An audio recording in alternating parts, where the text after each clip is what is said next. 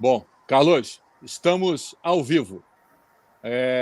Primeiro, agradecer o Edmir aqui pelo convite, mais uma vez, de estar aqui falando para aquele público que eu acho que é o público fundamental da nossa história desde que a gente resolveu trabalhar com tênis, né, que são os pais. Exato. Então, prazer enorme estar aqui com você, Carlos, que, como eu já falei, repito, foi a primeira pessoa que me colocou para trabalhar com tênis de verdade. Foi a pessoa que me fez entender que o tênis era uma profissão e foi a pessoa que me fez entender que eu precisava estudar muito para poder chegar em algum lugar. Não sei se eu cheguei em algum lugar, mas se eu cheguei, foi começando com você lá atrás, em 86, aquelas madrugadas que a gente passava vendo o vídeo do McEnroe falando sobre o jogo. Enfim, isso aí não vem muito mais ao caso, mas eu entendi que para trabalhar com tênis eu precisava ser apaixonado e você me ensinou isso. Então, se hoje eu tenho paixão pelo que eu faço, eu devo muito disso a você. É um prazer enorme estar aqui conversando com você. Obrigado por tudo que você fez e ainda faz por mim. Olha, o prazer é todo meu, Silvio, porque a nossa história realmente vem de longe. Quando nós começamos, você estava começando também como coach, e eu tive a felicidade, ou a sorte, ou a oportunidade de ter aqueles tennis camps, que você lembra muito bem, nos anos de 80, que eram camps de 70 e tantos jogadores, toda semana a gente fazia no verão inteiro. A responsabilidade era enorme, porque, como eu sempre disse, né, depois de 35 anos fazendo tennis camps, o problema do tennis camps nunca é quando os guris estão dentro da quadra, né? Quando estão fora da quadra, que os problemas do camp acontecem, né? E eu sempre confiei na sua liderança, na sua postura e na sua ajuda durante aqueles momentos de não só dentro da quadra, mas também fora da quadra, que você foi uma pessoa exemplar, muito agradecido. Dentro da quadra a gente não tinha problema, né? O problema... A gente ocupava aqueles resorts pela Flórida, espalhado para cima e para baixo, descendo e subindo a Flórida. E dentro da quadra não acontecia nada. Dentro da quadra era muito tranquilo. Todo mundo queria jogar tênis. Mas quando acabava, até chegar naquela tua sessão noturna lá do speech, nossa, era uma loucura. Mas foi de um aprendizado. Aquilo ali foi... Acho que para todo... Você estava ali por cima de todo mundo, mas todo mundo que passou por ali, para mim foram muitos anos, indescritível o que eu aprendi, não só de como me portar, de como me comportar dentro da quadra, mas de estratégia. Nunca tinha ouvido falar sobre estratégia, sobre tênis, sobre as luzes, né, o sistema, né, de como jogar os pontos, de como um ponto de 15 iguais é diferente de um 30-15, de como sacar no 40-30 é diferente de sacar no 30-40, apesar de ser para o mesmo lado, mas é totalmente diferente, a intenção é diferente. E para mim era tudo novo, não só naquele momento da estratégia, mas também em inglês, com uma pessoa que a gente não tinha informação que a gente tinha hoje. Eu acho que esse é o ponto da gente começar aqui. Carlos Goff, como é que surge essa história, né, de você ali jogando juvenil no Brasil, numa época em que ninguém tinha informação? Como é que você resolve ser um jogador juvenil? E do juvenil, como é que você resolve ser um college player? Como é que acontece essa história na tua vida? Eu vou resumir isso, porque, logicamente, é um livro, né? Por favor, você resuma, por favor. Porque você já me conhece já há décadas e muitas décadas. Você sabe que quando eu começo a falar de tênis, é preciso mandar parar, né? Bom, mas aconteceu que eu cresci em São Paulo quando eu era muito jovem, com 5, 7 anos de idade, 5, 6 anos de idade. Meu pai virou presidente do Tênis Clube Paulista. E, logicamente, como filho do presidente do clube, eu tive que começar a ter aula de tênis. E comecei a ter aula de tênis, e depois, com 10, 11 anos de idade, comecei a jogar torneios naquela época. Joguei todos os torneios juvenis aí no Brasil. E, logicamente, chegou o ponto de ter que fazer o vestibular para entrar numa faculdade. Você sabe que, principalmente naquela época, nos anos 60, se seu pai era corintiano, você era corintiano. Se seu pai era advogado, você virava advogado também. Naquela época, a gente seguia os passos. A gente não tinha muita informação como hoje em dia as famílias atuais têm, os guris têm, para abrir outros passos. A gente seguia os passos dos nossos pais. E nem liberdade tinha-se para poder optar, né? Exatamente. Você não optava, você seguia. seguia. Então, chegou a esse ponto que, veja, eu joguei tênis desde 7 anos de idade até 17, 10 anos, e, logicamente, de 11 até 17 era diariamente que eu estava jogando competitivamente e era todo dia treinando. E eu parei para fazer o vestibular. E aí eu recebo um telefonema de Nova York de um jogador argentino que chama-se Alejo Russell. O Alejo era um jogador dos anos 40 na Argentina. Foi campeão argentino e sul-americano por 10 anos, nos anos 40.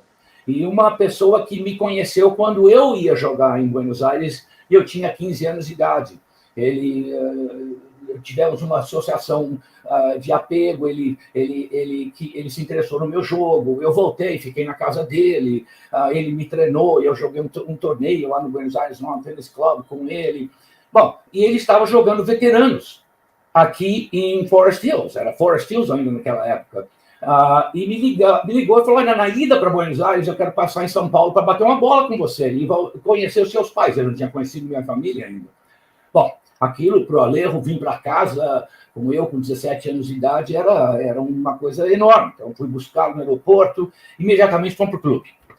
Eu falei para ele, olha, eu não tenho batido bola faz 6 meses que eu não jogo tênis. O quê? Como você parou de jogar tênis? Estou fazendo vestibular, tive que fazer o vestibular, entrei na faculdade e agora já fiz aí 4 meses de faculdade. Ele falou, de maneira alguma, você não pode parar de jogar tênis? Não dá, eu estou fazendo direito agora e é do jeito que é.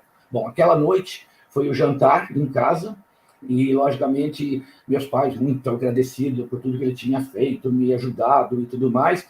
E a primeira coisa que ele falou para os meus pais foi que ele jogou veteranos com o Pancho Segura e o Pancho Segura tinha dito para ele se ele conhecesse algum talento lá na Argentina para mandar para ele lá em Los Angeles, em Beverly Hills, que ele encaminharia, tá entendendo?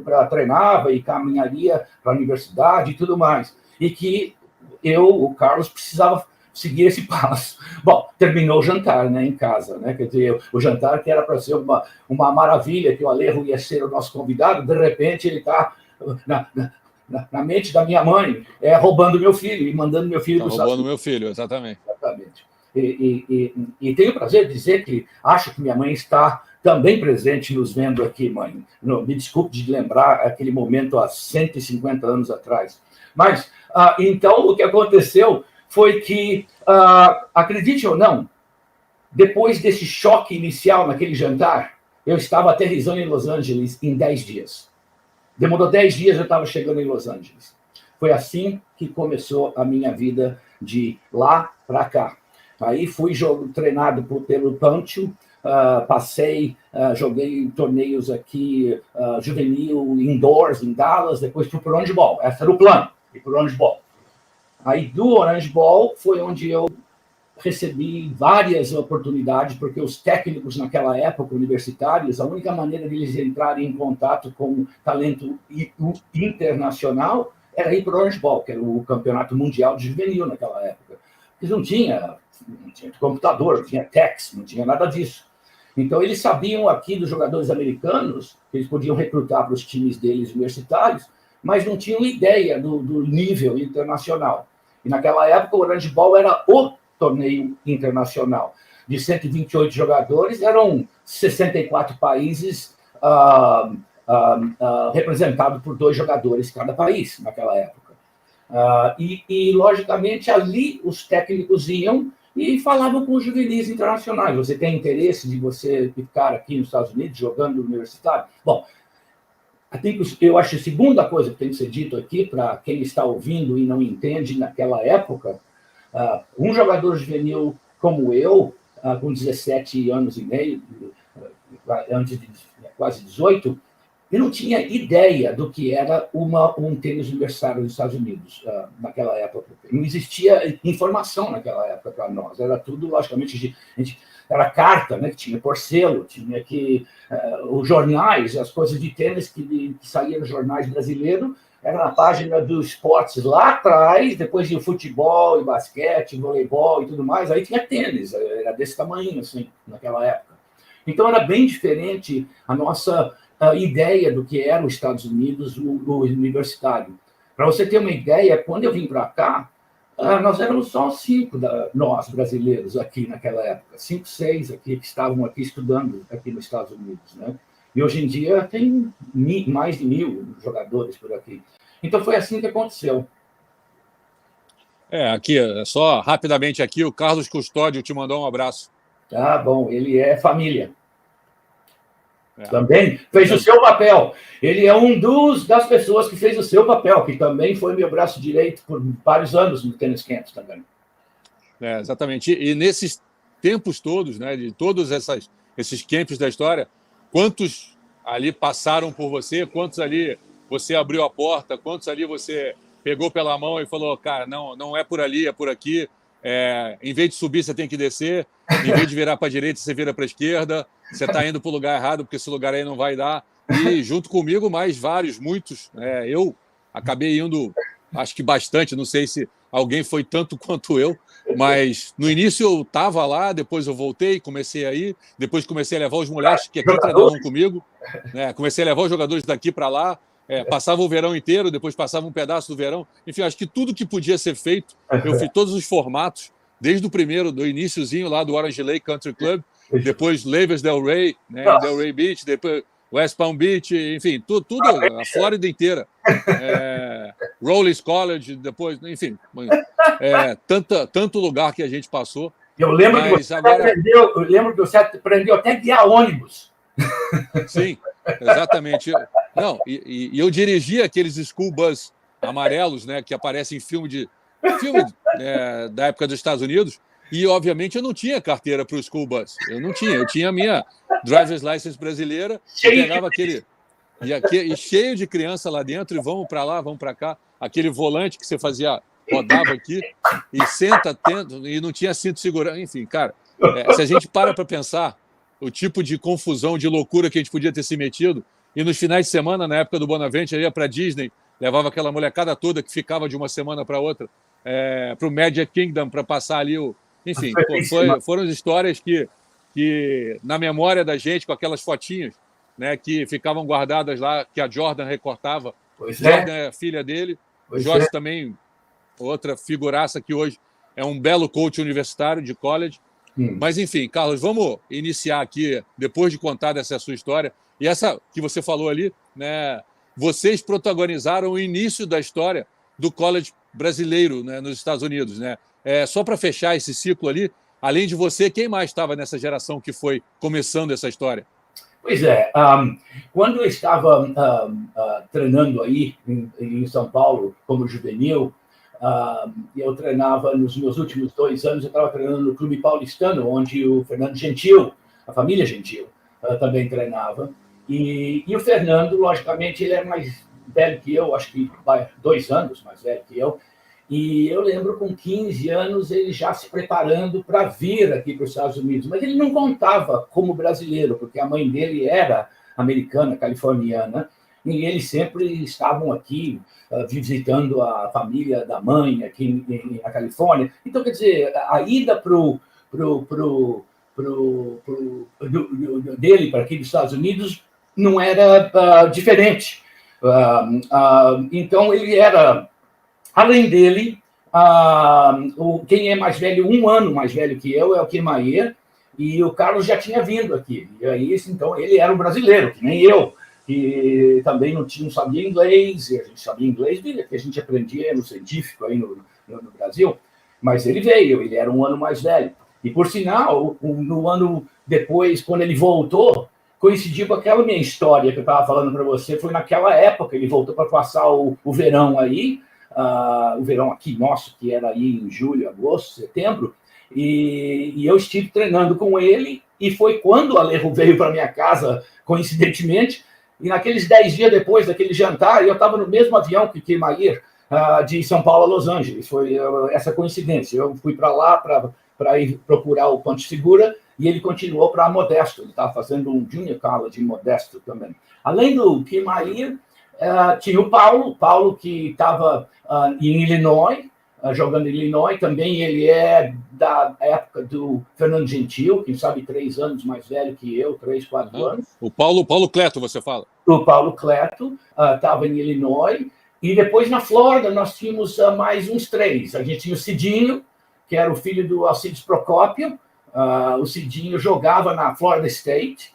O Ricardo Bernd, que é de Porto Alegre, também jogou na Florida State.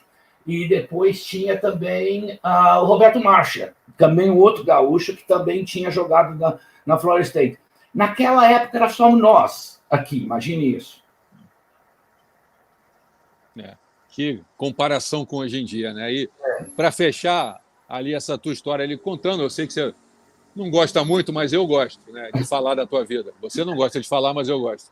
E aí você vai para o college, joga o Orange Bowl, vai para o college, joga o tênis universitário, e aí você começa a trabalhar com tênis, e aí você, por algum motivo qualquer, cai em Paul Washington Tennis Academy, ali em Long Island, o subúrbio de Nova York, que por coincidência, acho que não sei se o destino fez isso, mas aonde eu fui parar também, muito tempo depois. E aí, nessas coincidências, quem cai ali na sua quadra é um moleque canhoto, habilidoso, irreverente, chamado John Patrick McEnroe. Exato. E aí, segundo você, ele te ensina a ser coach, é isso?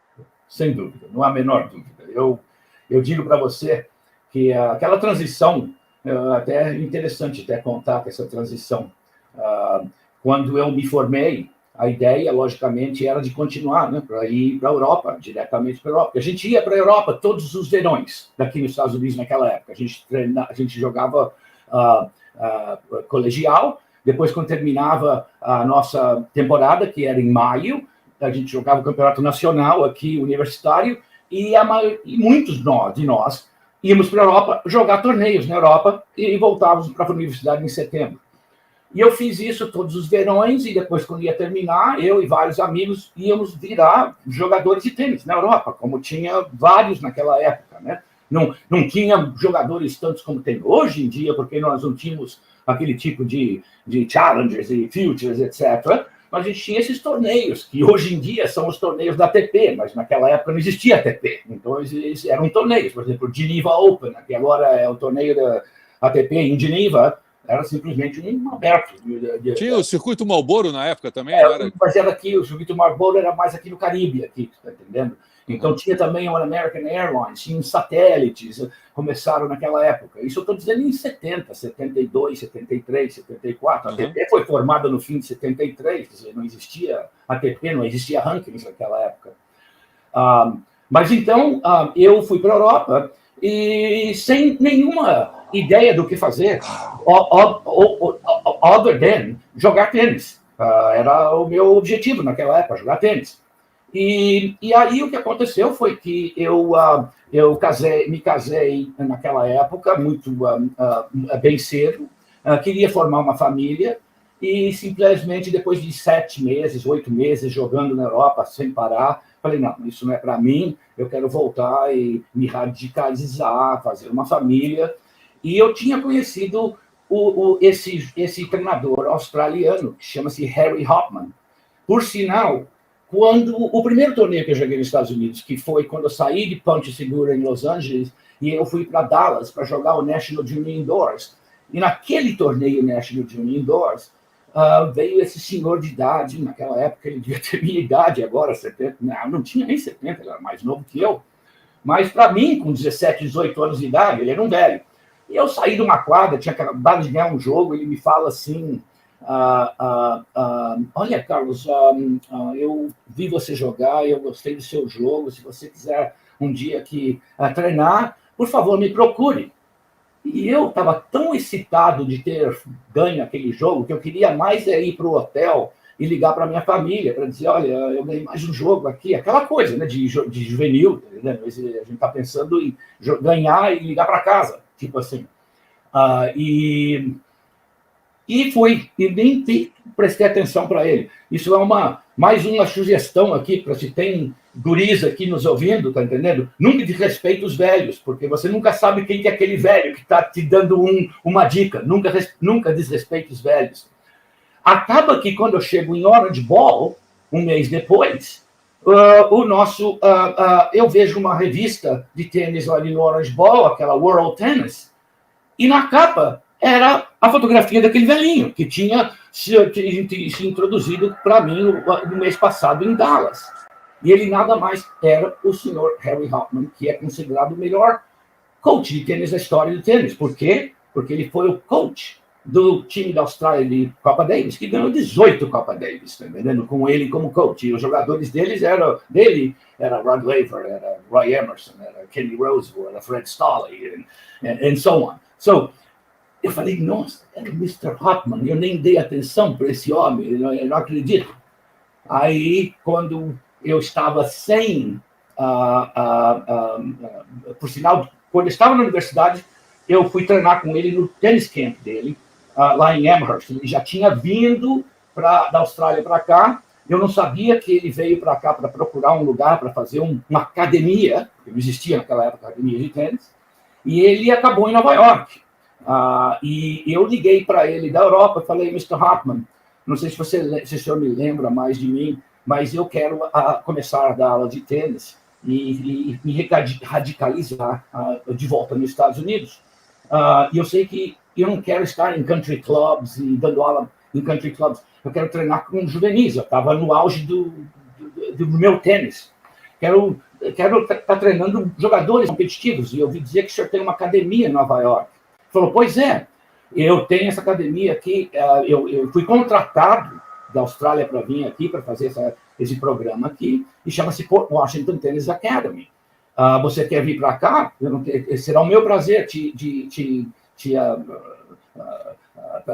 dar um emprego.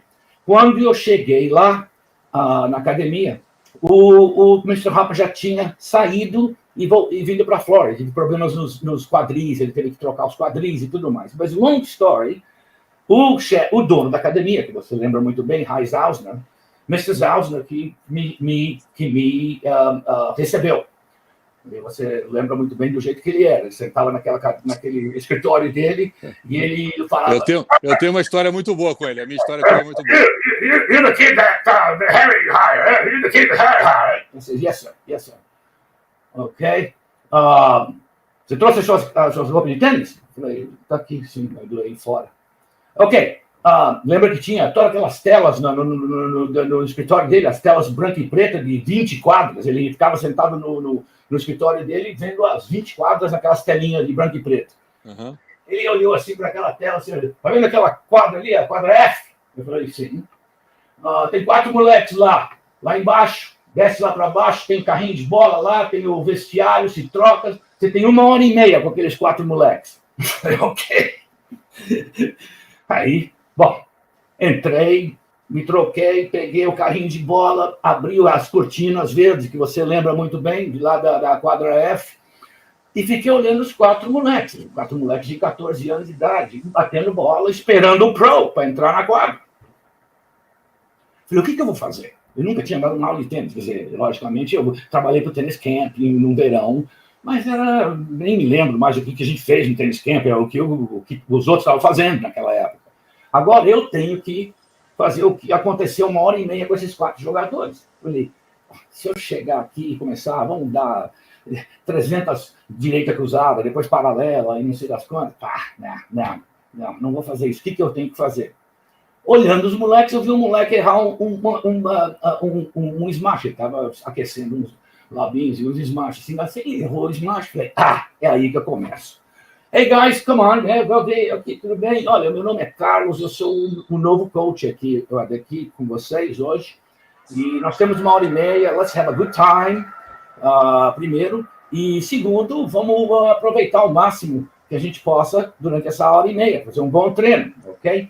Escuta, eu vi você errar um overhead aí no aquecimento. A gente nunca presta atenção em overheads, né? E olha, eu já vi que overheads pode até causar uma perda de um jogo. Tá entendendo? A gente não treina muito overheads. Tem que saber como e o que fazer com overheads. São diferentes overheads, dependendo de onde você está na quadra, dependendo do score, tudo mais. Ok.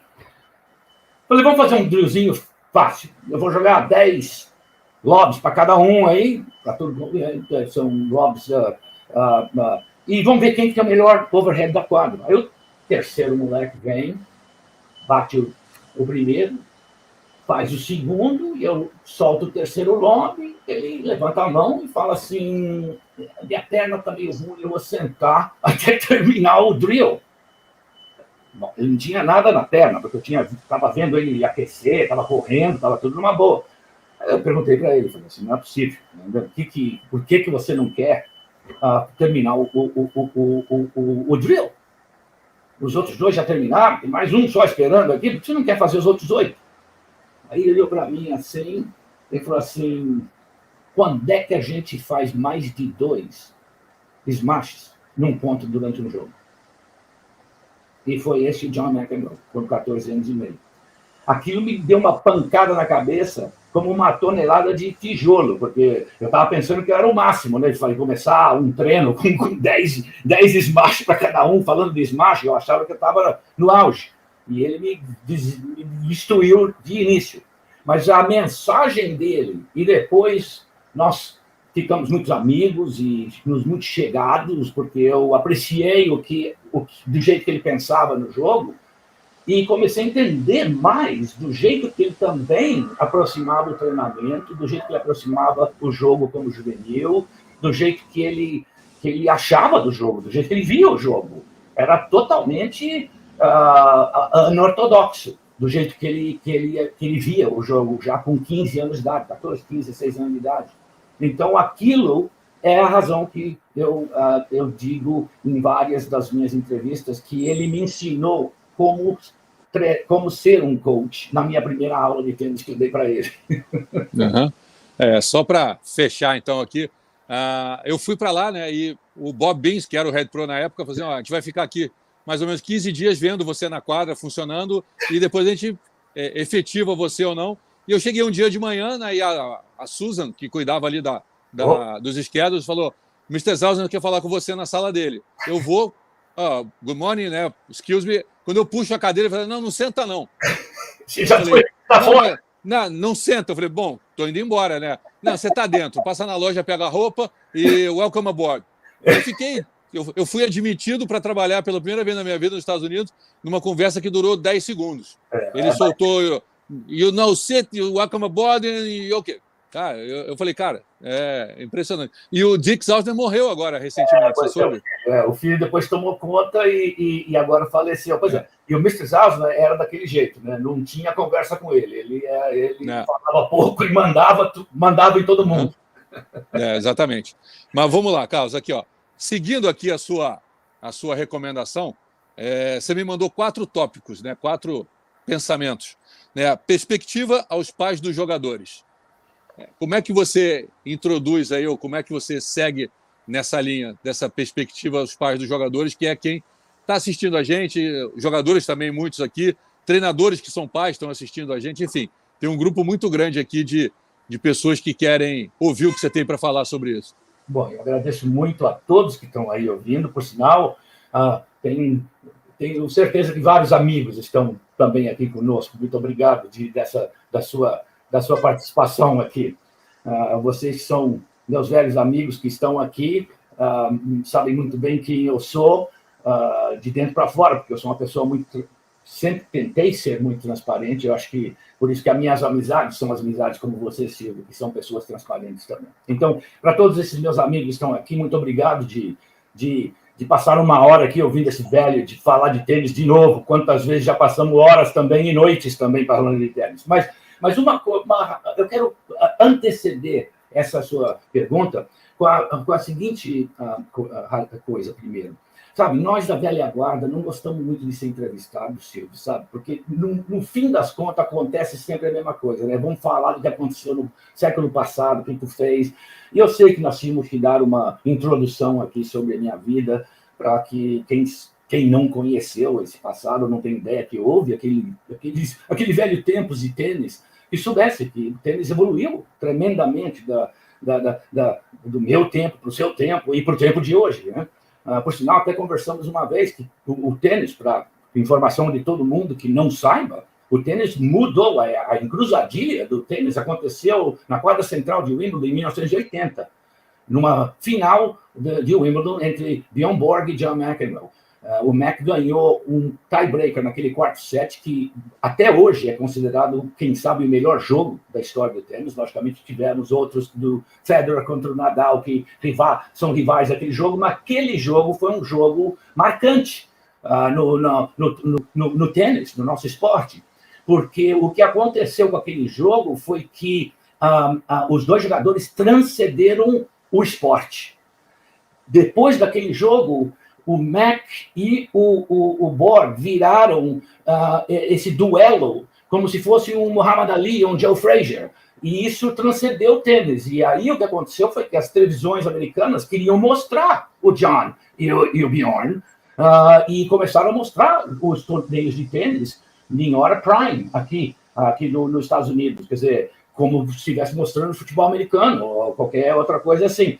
E aí, logicamente, trouxe todos os sponsors e everything else is history, hoje em dia. Quer dizer, em 1968, o Arthur Ashe ganhou $18 mil para ganhar o Wimbledon. Né? Eu não preciso dizer qual que é o preço, o prize money do Wimbledon hoje.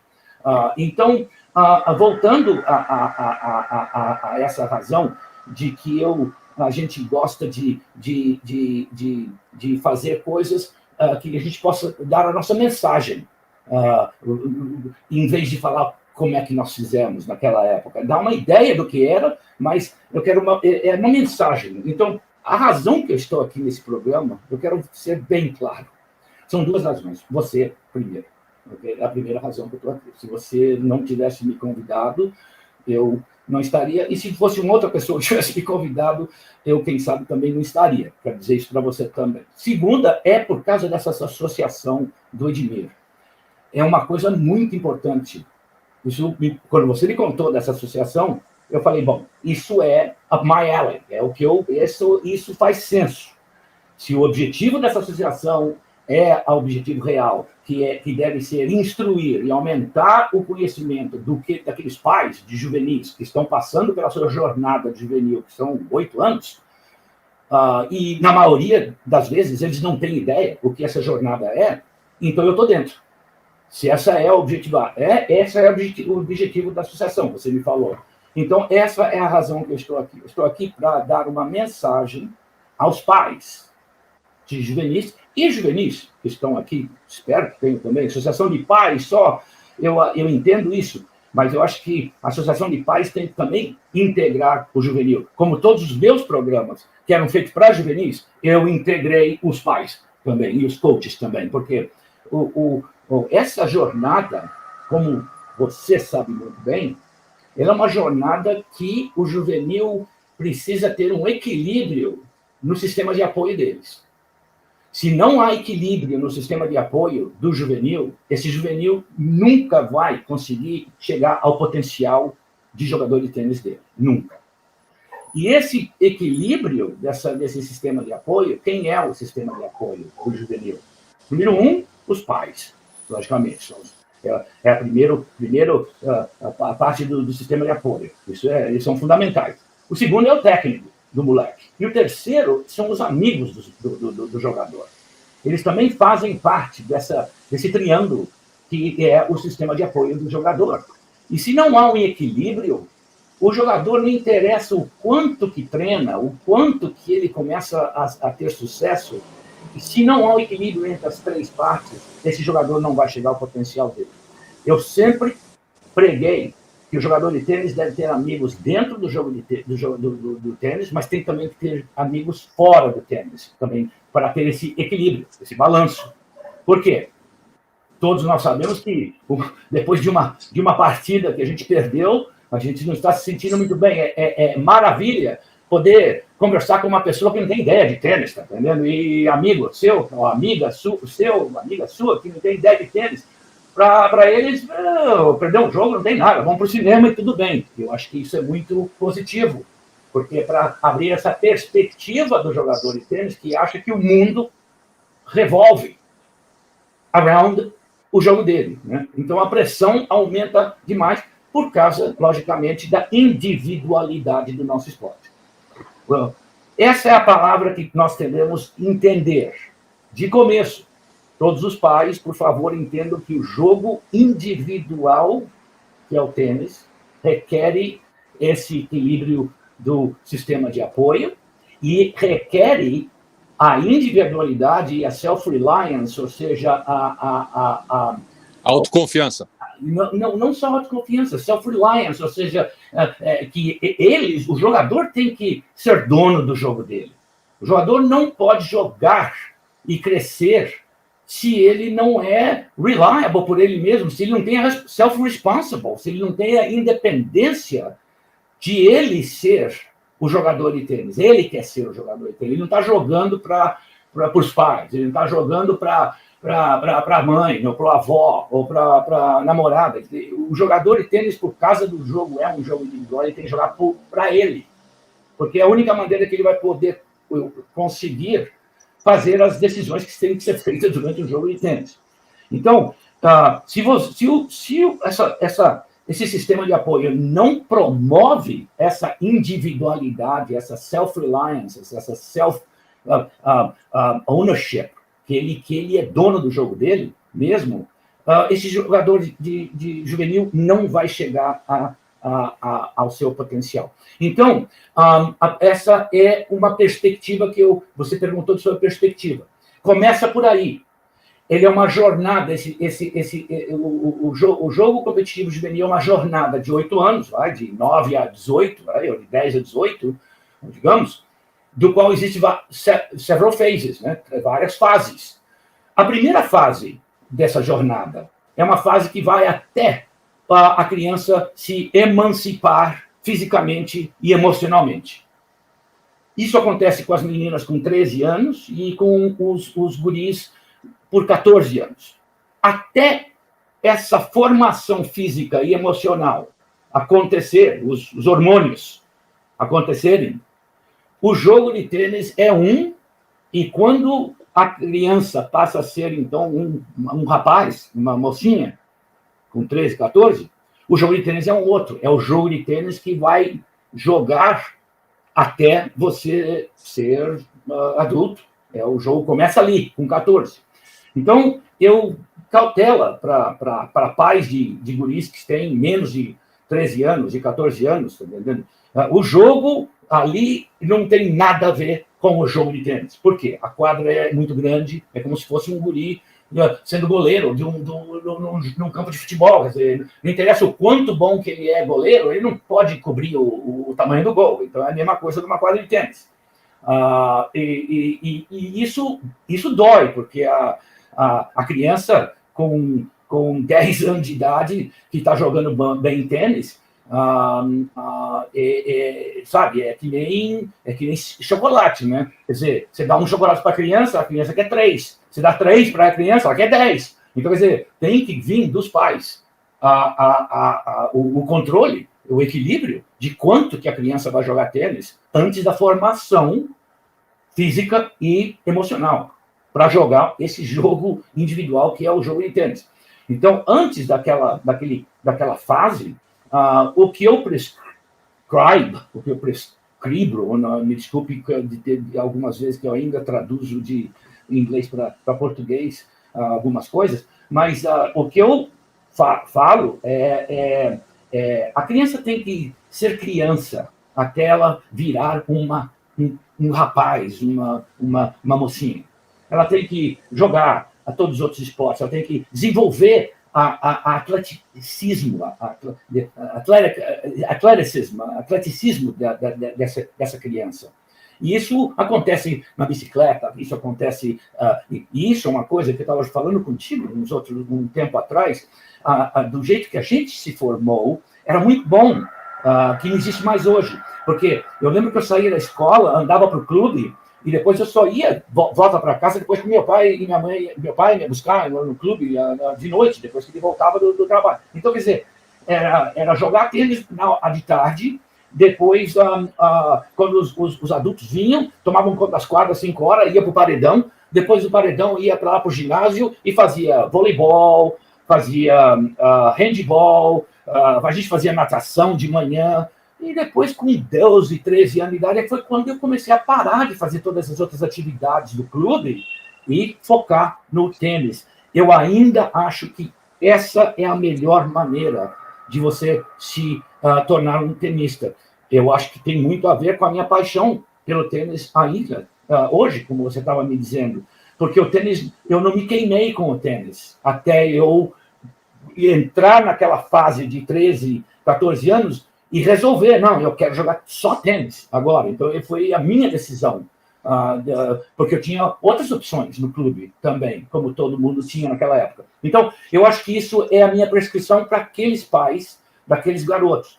E resultados nos 10, 10 and unders e 12 and unders, não vale nada, como nós sabemos, né? Por sinal, a maioria dos guris na história do tênis que tiveram muito sucesso nos 10 e no 12, não só param de jogar antes de chegar nos 18, mas não conseguem acompanhar nos 16 e 18, porque o que tiveram que fazer para ganhar em 12 e 14 é exatamente o oposto que se tem que fazer para ganhar jogos com 16 e 18, como nós sabemos, né?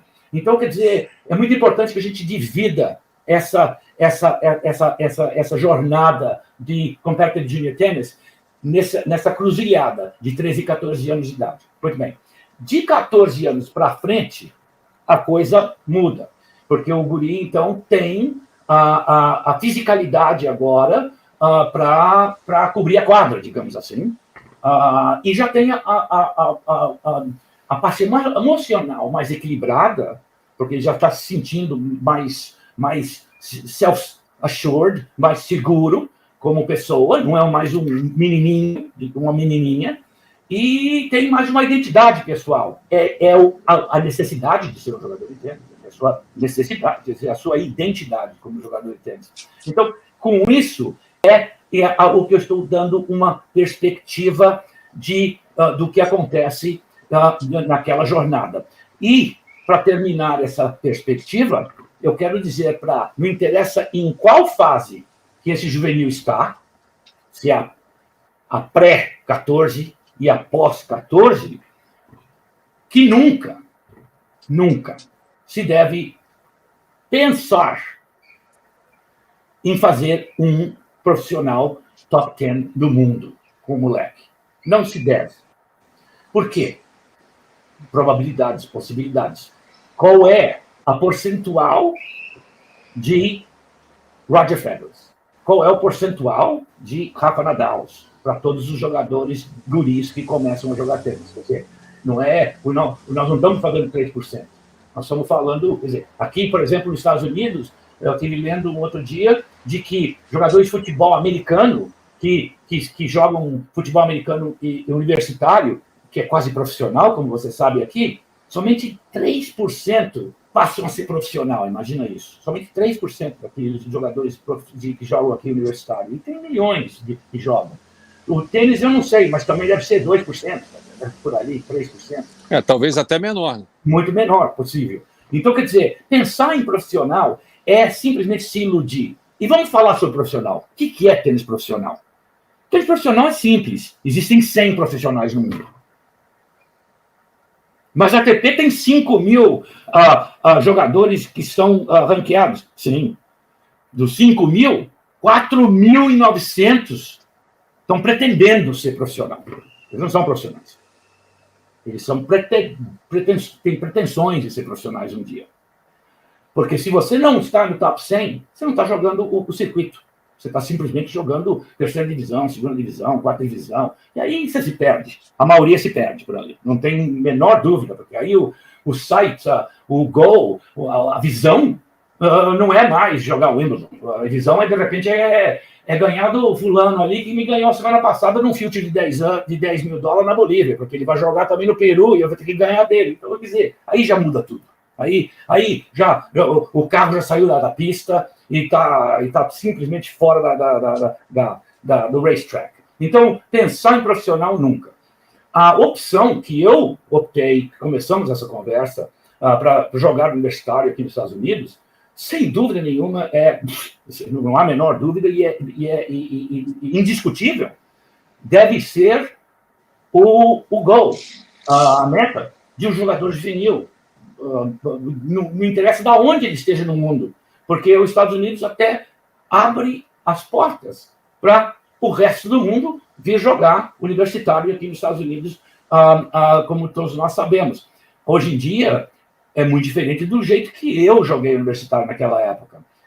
Eu, por exemplo, para sua informação, a NCAA, chama-se NCAA, National Collegiate Athletic Association, é a polícia do sistema atlético universitário dos Estados Unidos. Ou seja, eles que mandam nas regras.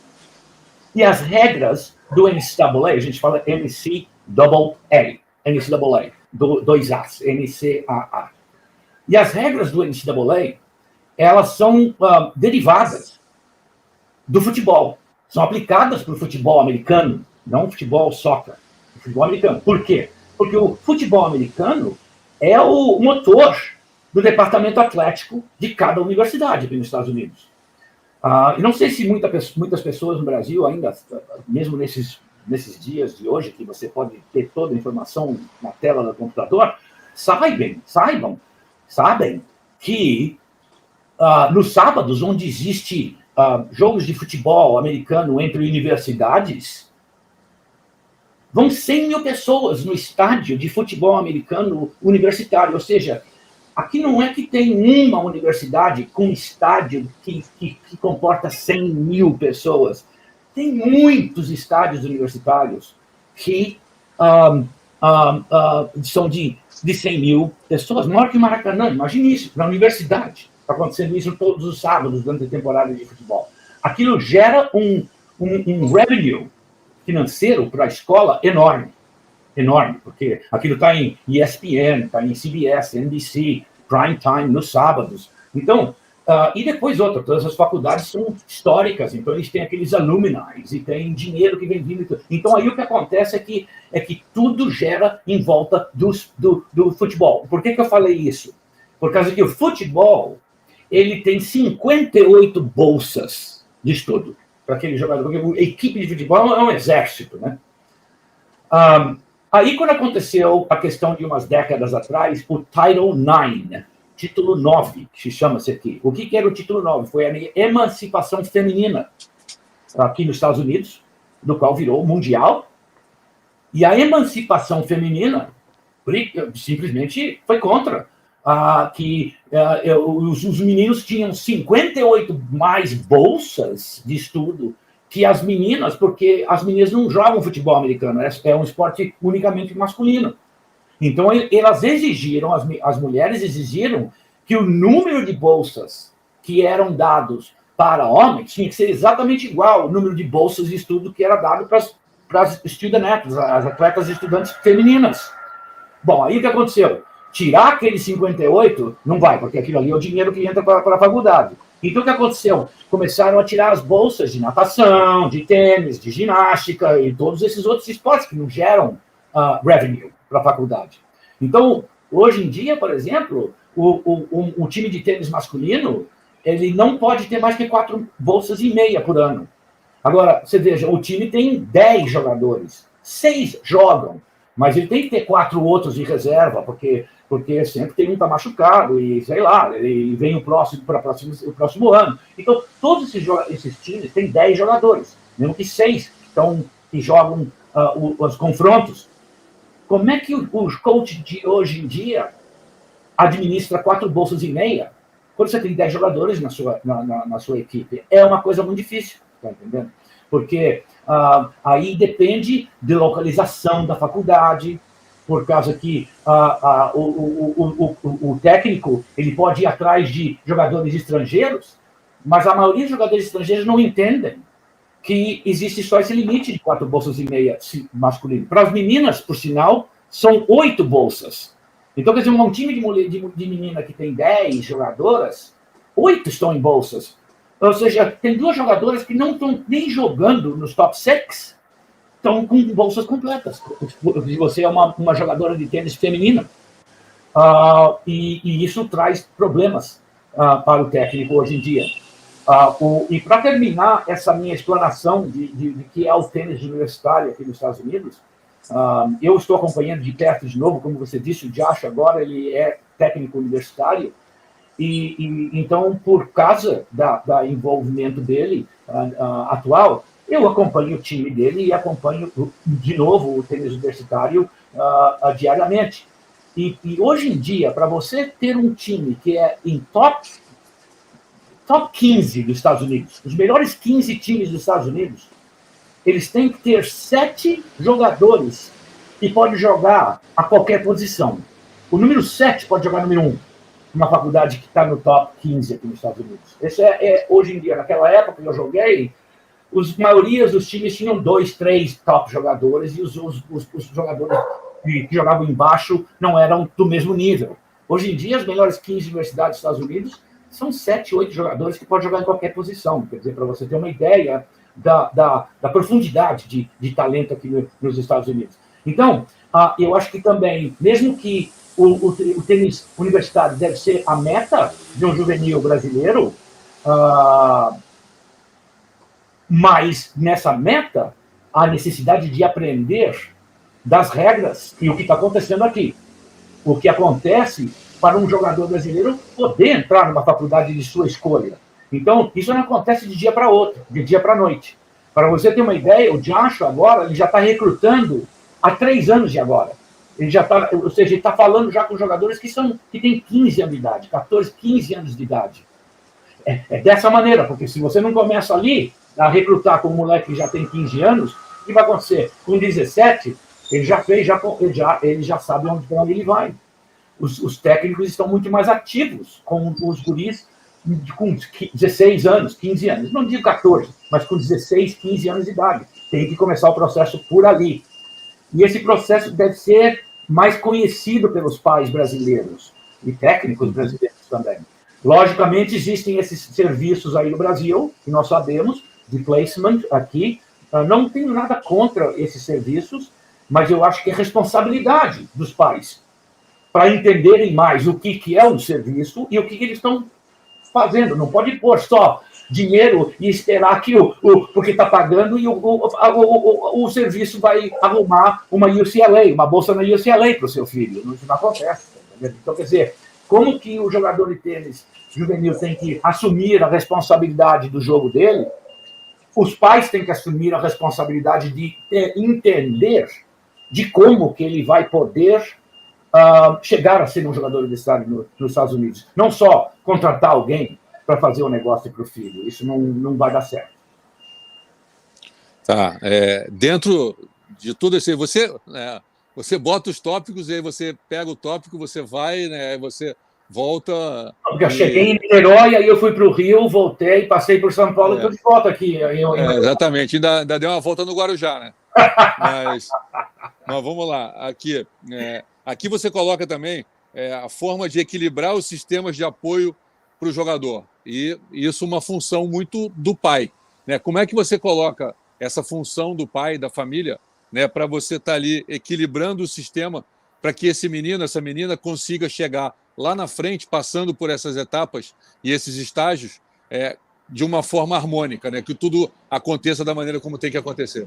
Pois é, Silvio, de tudo que nós comentamos, por isso que eu estava falando para você no começo que conversar sobre mim não interessa, porque é coisa que aconteceu no século passado, mas do que eu consegui fazer na minha carreira de técnico e jogador e de juvenil, me interessa para mim. A coisa mais importante para mim, que eu tenho mais orgulho na minha vida tenística, e olha, eu tenho 70 anos de idade e comecei a jogar tênis com 5, 7, 6 anos de idade. Então, quer dizer, a coisa que eu tenho mais orgulho na minha vida tenística é de ter sido pai de tenista. Por quê? Porque você lembra muito bem, naquela época, nos anos 85, 84, o Mac era número 1 do mundo naquela época.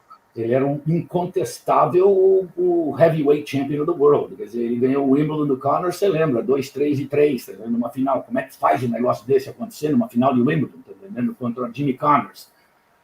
E a minha associação com o Mac, sabia que ia pôr tremenda pressão nos meus filhos. E eu tendo aqueles tênis camps com aqueles jogadores que eram todos ranqueados, como você lembrava, e vinha jogador de tudo quanto é lugar. E o Joshua estava no seu colo, você lembra muito bem, com 5 anos de idade, crescendo ali no meio desse circo. E eu falei, bom, eu tenho que entender o que vai acontecer com ele. Eu estava muito preocupado com o que ia acontecer com o Joshua e com a Jordan, por sinal. A Jordan já era um pouquinho mais velha, mas você lembra muito bem da Jordan com o nosso tênis camp. O negócio dela era mais a parte administrativa do que era a parte de tênis. Sempre gostou de administrar. Ela adorava me dar ordem, né? Faz isso, faz aquilo. Não, você não pode isso. Mas tudo bem.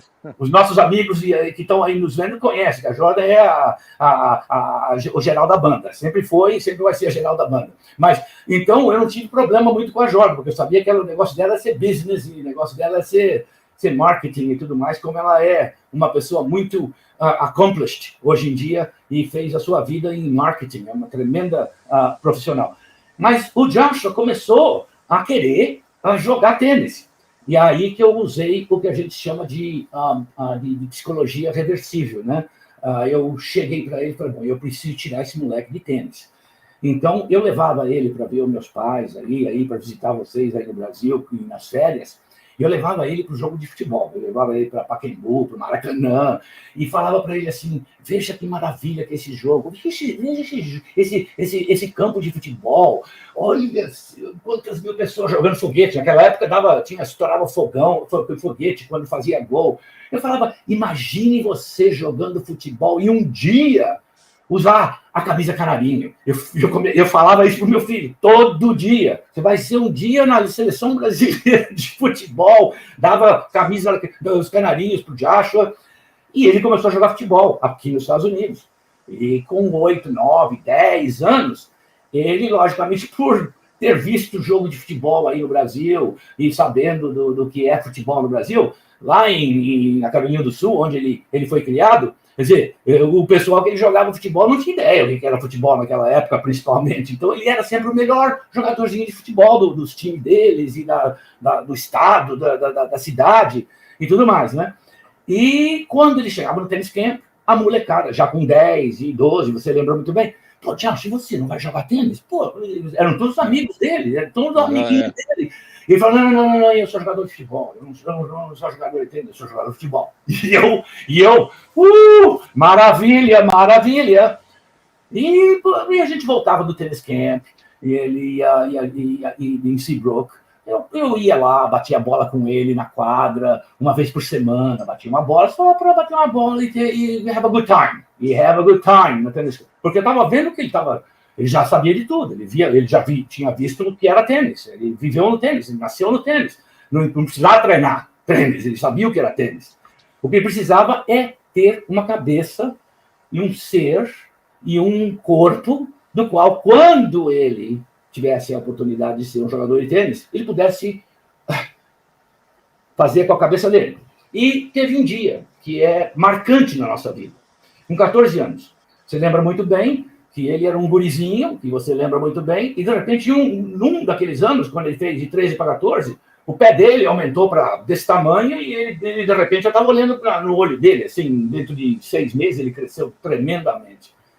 E aí, um dia, ele falou, foi antes de um camp, ele falou assim, eu vou parar de jogar futebol e eu quero fazer o camp esse verão.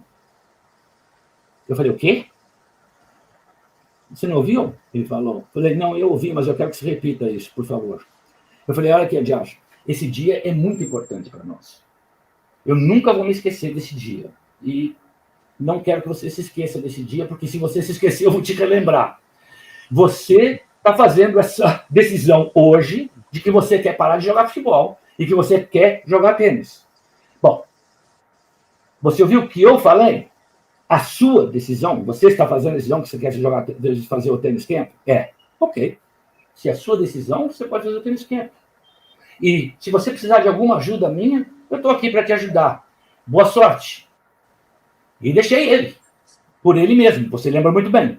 Não me esqueço, por falar em Brasil, para falar foi lá em Delray, não, foi em Palm Beach que ele fez esse tênis camp. Palm Beach.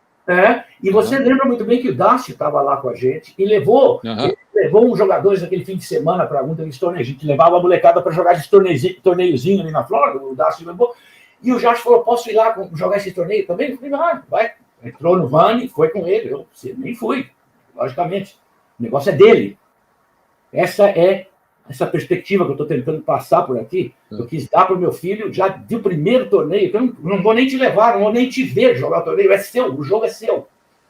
Eu lembro que nós estávamos de volta, nós estávamos jantando, quando veio o Dácio e entrou lá no restaurante e com a molecada que voltou do torneio.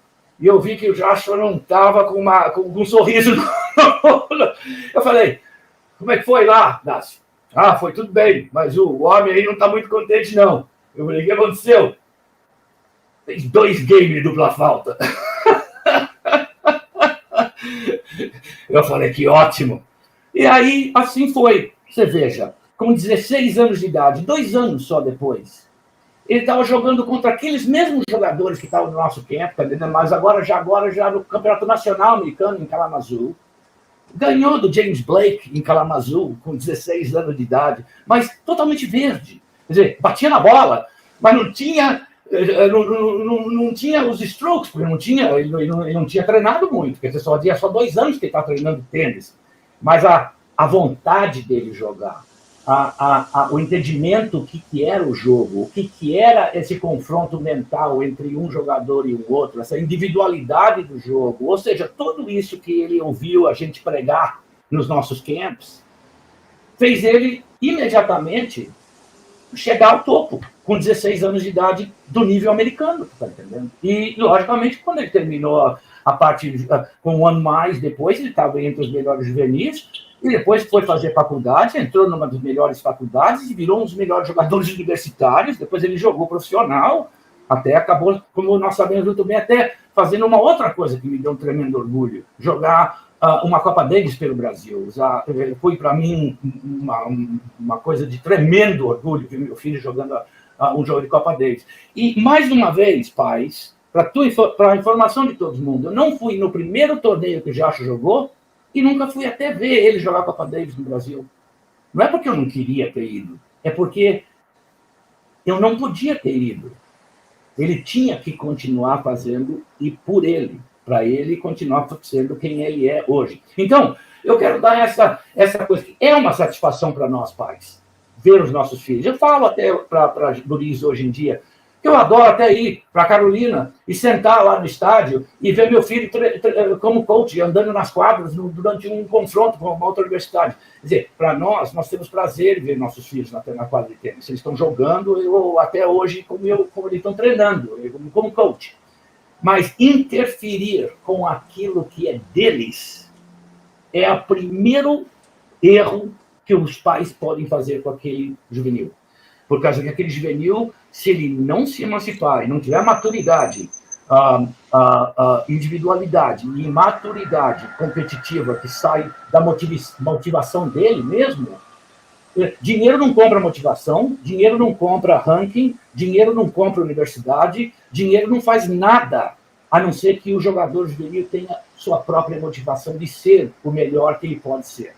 E aquela motivação para ser dele ou dela não pode de maneira nenhuma ter esse desequilíbrio do sistema de apoio. Uma coisa aqui que eu quero que me veio na minha cabeça. No meu livro que eu escrevi em 1984, quando o John era, logicamente, número 1 do mundo, né?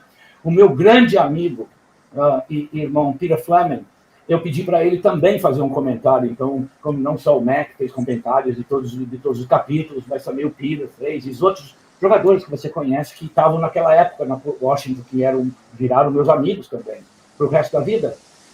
E o Peter fez um comentário que eu acho que é maravilhoso, tem aquela profundidade que todos os pais devem ouvir, até coaches devem ouvir. Ele diz o seguinte, que um campeão de tênis nunca faltou ter um bom ranking. Pense nisso.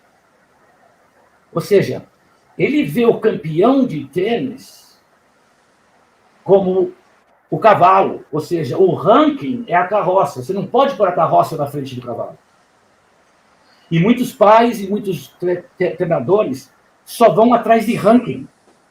Isso não é do jeito que você se torna campeão. Você tem que ser um campeão de tênis primeiro e o ranking te segue. E vai ser altos rankings, porque você é o campeão. Mas você tem que ser o campeão de tênis primeiro. E para ser o campeão de tênis, você não pode só jogar para rankings. Esse é um grande erro, a meu ver. Depois de todos esses 50 anos que eu estou aí falando com pais e treinadores e juvenis e dando conferências para treinadores e pais e juvenis e tudo mais, o que eu posso dizer é que não se aperca em ranking. Okay? O jogador tem que se desenvolver como ser um campeão. Aí o ranking vem, depois de ele ser um campeão. Bom, cara, a gente está aqui há mais de 1 hora já falando, hein? Bom, você tem que me falar qual é o score agora? Estamos 3-3 no quinto, o que é? Qual é o score agora? 4-4 no quinto? Você é do tempo que não tinha tie-break, né? Você jogou 7-1, né? Cara, vamos, eu estou jogando tie-break com você. Pode ficar tranquilo. Tá. O último tópico aqui que você colocou é prevenir alterações na dinâmica familiar durante essa jornada. Isso acho que vai de encontro muito com aquilo que a gente falava muito lá atrás, e hoje eu repito isso muito na transmissão na TV, falei isso hoje, que está fazendo o ATP de Adelaide, que é a adaptação que o jogador de tênis tem que ter para cada momento, dentro da quadra e fora da quadra, para entender o momento que ele está vivendo, e a família, sem ser tenista, vai ter que entender isso também. Eu acho que é mais ou menos isso, né? Entender que cada fase tem o seu momento e para cada momento tem que ter uma adaptação e respeitar isso. Exatamente. Agora, veja você. O jogo de tênis, como nós sabemos, o pessoal de hoje acha que mudou tanto, né? Porque eles veem o jogo da gente jogando nos 60, em branco e preto. Falam, esses caras não corriam, esses caras não batiam na bola. Bom, escuta, o jogo de tênis, para todos os efeitos, a geometria do jogo de tênis ainda é a mesma. A quadra é do mesmo tamanho, a rede é do mesmo tamanho, a bola mais ou menos do mesmo tamanho. Quer dizer, sabe, e ainda é um jogo entre uma cabeça e uma outra cabeça do outro lado. Então, quer dizer, a geometria e a fundamento desse jogo de tênis não mudou. Okay? Então, para todos esses novatos que acham que nós éramos a gente jogava um outro do jogo, não, o jogo ainda é o mesmo, a mesma geometria, e a gente entende sobre o jogo, e logicamente nós sabemos o que o equipamento fez para o nosso jogo. Quer dizer, uma vez que a gente jogava umas raquetinhas desse tamanho, que o sweet spot era desse tamanho, do tamanho de uma bola de ping-pong, e era de madeira, que absorvia a força da bola que vinha, logicamente a gente tinha que jogar de uma certa maneira. Quando vieram as raquetes desse tamanho, como o sweet spot, que virou do tamanho de uma melancia, e a raquete não absorve a energia mais, mas ela retorna, porque era tão dura, então mudou totalmente o que no jogo? Somente dois departamentos do jogo mudaram, com essa diferença de equipamento. Foram as devoluções de saque e as passadas. Só isso que mudou. O resto, ainda é a mesma coisa. E o saque? Não, a gente sacava 150 milhas por hora com raquete de madeira. Logicamente, o Colin Dibley sacou com 150 milhas por hora com raquete de madeira uma Max Fly Dunlop em 1970, no US, em Forest Hills. Mas o Pancho Gonzalez sacava 128 milhas por hora diariamente com a raquetinha de madeira. Por quê? Porque quando a gente saca, a bola pesa como uma feather, né? uma pena, né? Então, ela não tem energia, a bola. E quando a gente está sacando, a gente consegue achar o sweet spot, porque a gente põe a bola, arremessa a bola ali, como é que a gente vai errar? Pôr a bolinha ali no sweet spot. E a cabecinha da raquete era menor, a meu ver, desenvolvia mais velocidade na hora do contato, e por isso que a gente podia sacar 128 milhas por hora com uma raquete de madeira também. Mas, logicamente, a devolução mudava tudo, porque como é que a gente vai pegar uma bola que vem 130 milhas por hora e com um sweet spot desse tamanho aqui e soltar o braço? Quando soltou o braço, a raquete fez isso e a bola foi para lá, na quadra 3, tá entendendo? Então, a gente tinha que, logicamente, rebater a bola, por isso que o pessoal voleava no primeiro saque. Mas eu volto para dizer o seguinte, conhecendo qual foi a mudança, do qual o departamento que mudou do jogo, por que não sacar no corpo do cara, que o cara não possa usar a tecnologia para te devolver? Por que não entrar na rede com um slice, está entendendo, que sobe isso da quadra? Ele não pode usar a tecnologia para devolver a sua força. Ou seja, o tenista de hoje ainda não chegou ao ponto de entender que ainda ele pode entrar na rede, sacar e volear, mas simplesmente não pode sacar do jeito com uma placa na zona de onde o cara pode simplesmente pôr a raquete ali e volta por 140 milhas por hora para você. Ou subir para a rede com uma pancada ali perfeitinha para o outro cara simplesmente passar. Então, existem outras maneiras, mas isso é outro tópico. Voltando ao tópico que você disse, da dinâmica da família. Isso é muito importante para mim, porque eu quero terminar isso daqui, que eu sei que você já está tudo já nervoso, já que o tempo está expirando aí, eu estou sentindo você, porque a gente joga, né? A gente joga tênis, a gente sente o outro. Então, é o seguinte, quer dizer, mas terminando com esse é um bom match point, porque o tênis juvenil, como o tênis, a dinâmica da família do tênis de jogador juvenil é a mesma quando eu nos anos 60, quando eu tinha 12, 13 anos de idade. Eu lembro que tinha problemas internos do meu pai, minha mãe, e de como que eu devia treinar, e perdi um jogo, e por que perdeu o jogo, aconteceu em 60, aconteceu em 80, quando você era juvenil, aconteceu nos 90, está acontecendo hoje e vai acontecer daqui a 50 anos.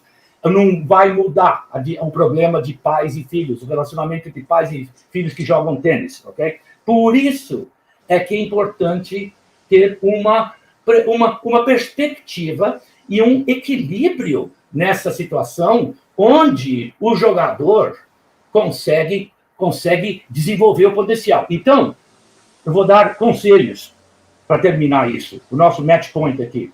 Me perguntavam em anos, qual o seu maior conselho para os pais? Eu falo, meu conselho para os pais vem em forma de uma pergunta. Como você trata o seu júnior depois de um jogo? Esse é meu conselho para pais. É uma pergunta. Como você trata o seu juvenil depois de um jogo? Deve ser com consistência, após uma vitória ou uma derrota. Quem sabe que é melhor numas derrotas, mas tem que ser consistente. Quantos pais levam os filhos e a família inteira para o melhor restaurante naquela noite, porque o filho ganhou um joguinho lá, e depois, quando o moleque perde, tá entendendo? Nem o McDonald's entra, tá entendendo? Isso está mandando uma informação que não se pode fazer para um juvenil que tem passado aquela tensão daquilo. Outra coisa que eu vejo hoje em dia também, não sei se no Brasil acontece isso, mas aqui nos Estados Unidos, tem pais que chegam para mim e falam assim, pois é, we are playing, nós estamos jogando às 5 horas da tarde. Eu falo, o quê? Vocês estão jogando? Não, é o seu filho que está jogando às 5 horas da tarde. Eu não sei se fala assim aí no Brasil ou não, mas isso nunca deve ser feito. Outra coisa que os pais devem também aderir. Não se fala tênis por 2 horas depois do jogo. É uma regra. Terminou o jogo, ganhou, perdeu, não se fala tênis por 2 horas. Porque se ganhou ou perdeu, as emoções estão high. E vai sair coisa pela boca que a gente vai se arrepender depois. Então, tem que ter uma regra. Não se fala tênis por 2 horas depois de uma partida de tênis. Quando todo mundo acalma, que se pode fazer uma melhor avaliação do que aconteceu, aí podemos conversar sobre tênis. E, para terminar, match point, sacando. Pai, por favor, não sentem atrás da quadra, aonde o seu filho, a sua filha, se distrai com vocês quando está jogando. Por favor, sente lá em cima da arquibancada, lá no meio, onde não tem jeito de seus filhos verem você quando estiver jogando. E se vocês quiserem contribuir, contribuam para fazer, quem sabe, um videotape. Faça um vídeo do jogo, lá de cima, um vídeo do jogo inteiro. Ou melhor ainda, aprendam a fazer um chart. Como é que fala chart aí no Brasil mesmo? Chart? É chart mesmo? Scout. Aprendam como fazer um scout do jogo de tênis, porque aí, naquela noite, depois do jogo, depois das emoções estiverem já abaixadas, tá entendendo? Aí é bom ter uma conversa mas é uma conversa objetiva sobre o que aconteceu no jogo. Objetiva. Então, quer dizer, o filme, o videotape não vai mentir.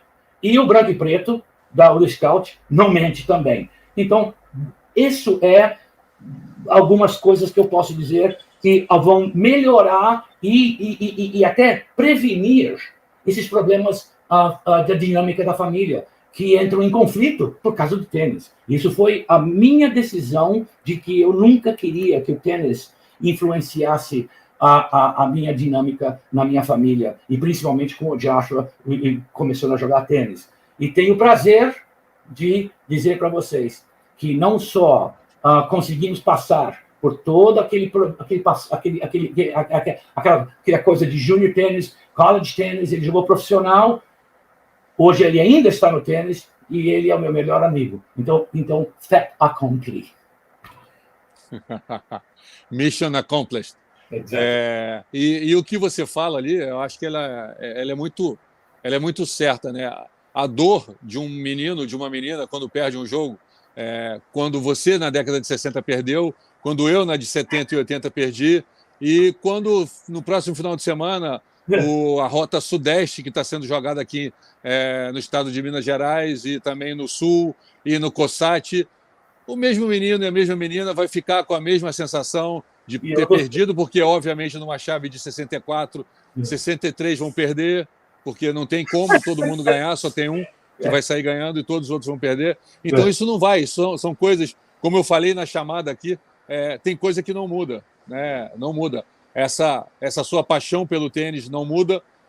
A forma como você demonstra que você está curtindo aqui, esquece a idade, esquece que você está aí, eu estou aqui. E aquele mesmo Carlos Goff que eu conheci em Paul Washington em 85, hoje tem a mesma vontade de estar falando de tênis, de estar passando informação, né? Então tem coisas que não mudam as coisas boas e as coisas ruins também não mudam, porque perder um jogo é muito ruim, mas se você souber tirar o proveito, a lição e o ensinamento com tudo isso que você falou, né? Que a família entenda que aquilo faz parte de um processo e que aquela derrota pode servir no futuro para que uma nova vitória venha a acontecer, eu acho que o processo está sendo feito da maneira adequada. Mas se você começar a apontar o dedo depois de uma derrota e não levar nem no McDonald's, quando aquilo ali deveria ser uma coisa prazerosa, aí o processo está indo para o lugar errado. E aí você não vai chegar onde a gente quer chegar. Carlos, eu acho que a gente devia fazer outra dessa. Não, sério, porque também ficar repetindo aqui, mas eu acho que tem muito assunto para falar. Você tem uma ideia em cima de um conceito do que você está querendo fazer, também de algo parecido, né? Uma associação de pais também dos Estados Unidos, em cima dessa sua amiga que você comentou comigo, e essa associação aqui, da Associação de Pais Tenistas do Brasil, tem um conceito muito parecido. Eu acho que muito do que você está organizando para se fazer nessa Associação de Pais Americanos também pode ser feito aqui no Brasil. Então, eu acho que a gente pode voltar a marcar, o Edmir já sabe do que se trata, a gente pode voltar a marcar e conversar, e aí de uma forma mais direta, de uma forma mais objetiva, né? De que forma isso pode ser trabalhado, elaborado, não só em inglês, mas também em português. Eu acho que tem muita coisa para ser falada e você tem muito para contribuir com o tênis brasileiro, muito além do que você já fez, né? De ter aberto portas para mim. Você falou ali o Dácio, Domingos, Neco, o Pedro Custódio apareceu aqui, e se eu for enumerar aqui, tem muita gente que você abriu a porta e ensinou o caminho da onde a gente poderia traçar para chegar onde todo mundo se tornou alguma coisa a partir do momento que você abriu a porta lá para a gente. E eu acho que você tem muito para acrescentar ainda para o tênis brasileiro, e essa ideia hoje, com essa facilidade da gente você poder estar aí onde você está, onde eu estou, e muita gente está assistindo a gente, eu acho que você ainda pode contribuir muito ainda para o tênis brasileiro, porque o que você fez e viveu, muito pouca gente fez, e quase ninguém viveu. Então, você tem muita história para contar. Eu acho que isso tem que ser contado. Eu quero dizer para você, para finalizar também, que nós conversamos várias pessoas aqui, mas escuta aqui, olha, o meu irmão e o meu ídolo como jogador de tênis juvenil é o nosso grande amigo Tomás. E o Tomás é uma pessoa que esteve nos meus campos, como você sabe, desde que você estava lá. Você lembra que ele veio não só nos meus campos do começo... aquele ano, o West Palm Beach ali do Josh... E do Dácio, o Tomás estava lá também. Todos. E ele veio em todos os meus campos, quase. Então, ele é meu parceiro de campos. Eu tenho um respeito enorme do Tomás.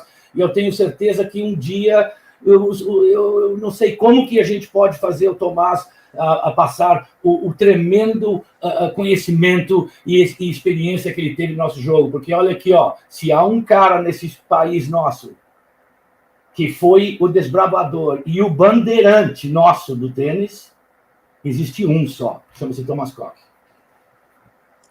Carlos, bom, não vou falar mais, porque senão você não gosta que falem de você. Então, obrigado. Espero que todos aqui tenham gostado, curtido. Edmir, acho que a gente atingiu uma parte do nosso objetivo. Carlos, falar com você é sempre bom. Obrigado. Prazer bom demais. Obrigado, muito obrigado por tudo que você fez por mim. Segue fazendo. Você é uma lição de vida, de tudo aquilo que eu passei, venho passando, e eu quero estar sempre perto de você, porque você só passa uma coisa positiva e muito boa para quem gosta de tênis, para quem vive do tênis, para quem fez o tênis como um caminho para viver. Obrigado, beijo a todos aí, Jordan, Josh, todo mundo. Valeu. Tchau. Boa noite. Tchau, tchau.